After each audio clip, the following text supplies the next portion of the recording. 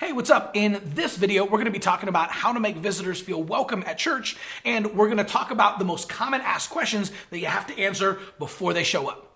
Coming up.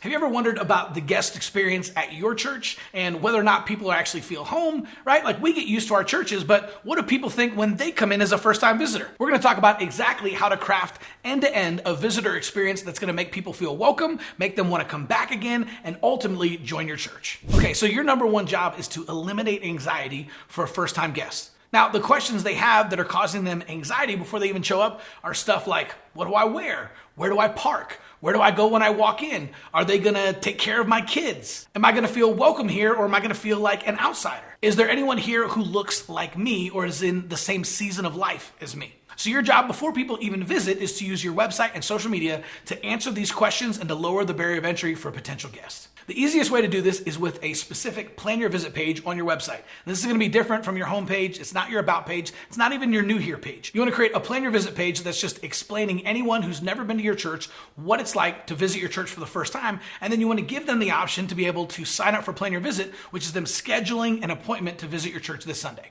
That way you can have a friendly host waiting for them at the front door who's going to treat them not like VIP, but like family. Right? Someone to help them get their kids checked in, show them where the bathrooms are, give them a tour of the church, introduce them around to key leaders and families, and even save them seats in service and sit with them during service. Right? It's like having a best friend waiting for you at the front door when you show up. And you can do all of that with a simple plan your visit landing page on your church website. Okay, so once someone actually plans a visit on your website, what do you do next? Okay, number one is you actually want to go in and you want to contact them within 15 minutes, right? Preferably immediately or within 5 minutes, but definitely within 15. It's kind of like a lead in online marketing. When a lead comes in, you want to reach out to them while they're still hot, while they're still excited about your product and they want to know more. It's the exact same thing in ministry. Now, this isn't marketing, this is ministry. So a couple of things when you call them. Now, you can use a phone call or you can use a text message. Make sure to always use their first name so that they know this is an actual person on the other end and this isn't like a generated text message, that it's actually a personal text and there's a human on the other side. And then you just want to ask a couple of questions. So the first thing you want to do is say something like, hey, John, this is Pastor Chris. Hey, I saw that you planned your visit for church on Sunday. I just wanted to reach out to you personally and answer any questions you might have before you get here. Okay, so lead with who you are, why you're reaching out to them personally, and answer any questions they have. Then, if you have multiple services, you want to find out which service do they plan on attending, the 9:30 or the 11. You also want to find out, do they have any other guests that are joining them? Maybe they have friends or a spouse that are going to be coming with them. You also want to find out if they have kids. That way you can even pre-register the kids before they get here, and you can make sure that the kids ministry knows that they're coming, so you can stuff them full of candy and maybe some free prizes, right? And make sure that their kids have a blast in kids' church. And then finally, you want to let them know where to park and where to meet their plan your visit host when they come in. Now, a lot of times, a lot of churches like to even find out what type of car they'll be driving. You don't want to be stalkerish about this, so you want to find out kind of easy, but just say, hey, great, I'm going to make sure to have our plan your visit host looking for you. What type of car will you guys be driving when you show up here? Right? So just find out. You don't need to find out license plate number and make and model and all that kind of stuff, right? Just, oh, you'll be driving a silver Dodge minivan? Sounds great. We'll see you on Sunday. Now, an important thing to remember is that life happens. So you're going to have a lot of people who might plan a visit on Monday or Tuesday or Wednesday, but there are a lot of days between then and Sunday and a lot of things that can happen, especially if they're married and have kids, right? Kids can wake up not feeling good on a Sunday, or you can wake up and have a flat tire, or schedules changes, or maybe their husband had to go out of town for business or something like that, right? So what you want to do is you actually want to send them a reminder text message on Saturday before they show up Sunday.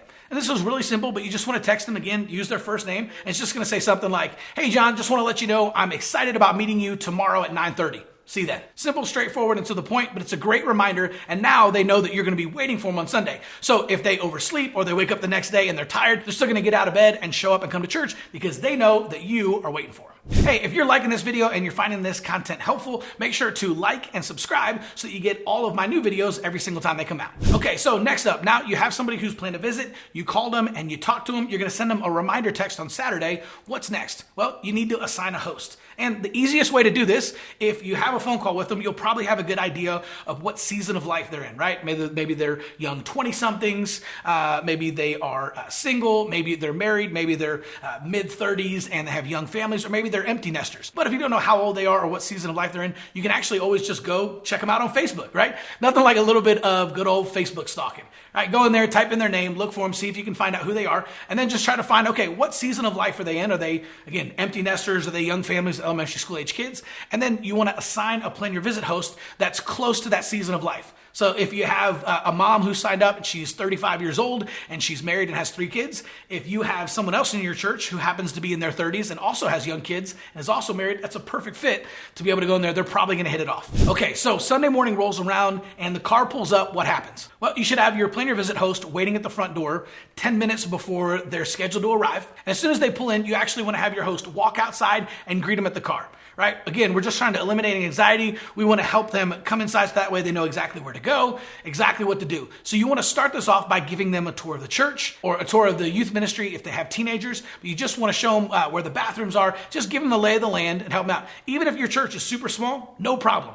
Walk them in, show them where the bathrooms are, give them an idea of the lobby, the guest center, anything they might need to know, and then take them into the sanctuary. Another thing that's really helpful is if you guys have coffee or a coffee bar or anything like that, make sure to always get them free drinks. And a cool little hack is, especially if you have a larger church, you can actually have red Solo cups that you use specifically for new visitors. And this way, you're going to train your team, your volunteers and your staff members, that anyone with a red cup, it's their first visit and you want to treat them like family. Go out of your way to introduce yourself. And so this becomes part of your culture of hospitality is you train your people. If you see someone with a red Solo cup, you go up, you introduce yourself, and you talk to them because now we know they're a first-time visitor. Okay, so after you get them a coffee drink, you want to lead them into the sanctuary where you're going to have seats already saved for them, and your host is going to sit with them during the entire service too. Again, the idea here is that you're going to treat them like family, not like VIP. So a VIP, you might sit them in the front row and walk away, but family, you're going to sit with your family. Okay, so sit with them, continue to build that connection. And then after service, take them to your guest center and have them fill out a Connect card. You've already got a lot of their information from the Plan Your Visit. It doesn't matter. Make sure to have them fill out a Connect card so that you have record of them being there.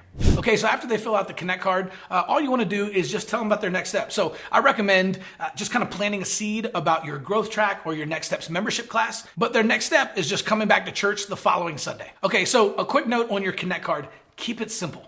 Okay, don't ask for a lot of information. In fact, the best thing that you can probably do is just name, email, and phone number. Okay, name, email, phone number.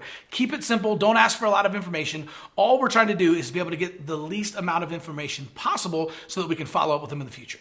Okay, so at this point, it's the 3 rules of assimilation. Follow up, follow up, follow up.